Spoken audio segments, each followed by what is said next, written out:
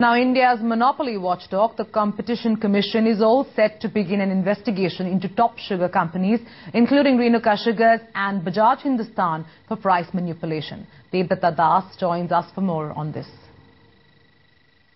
There are allegations from a Maharashtra-based industrial cooperative which allege that the sugar companies and all of the large ones, be it a Renuka Sugar, Balrampur Chini or even a Bajaj Hindustan, they are colluding amongst themselves as well as with the government to increase prices of ethanol. Now the allegation is that the current market price of ethanol is at 27 rupees per litre and they wanted to increase it to 33 rupees per litre, but the current rate of sale of ethanol is also at 27 rupees per litre. Remember, if the government manages to increase the price of ethanol, a whole lot of industry comes under pressure, be it the oil marketing companies that use ethanol to mix it with or blend it with crude, or the chemical industry as well as the alcohol industry which uses ethanol as a key product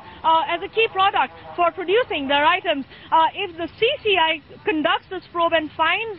the companies to be guilty for colluding and trying to manipulate prices, there could be a cease and desist order which would effectively mean that prices of ethanol cannot be brought up to the 33 rupee level, which would impact the sugar companies which for long have been lobbying for ethanol prices to be brought up so that they can create the infrastructure which is required to ramp up production of ethanol, which is at a diminishing low given that there is a huge demand but the supply just doesn't seem to be matching up.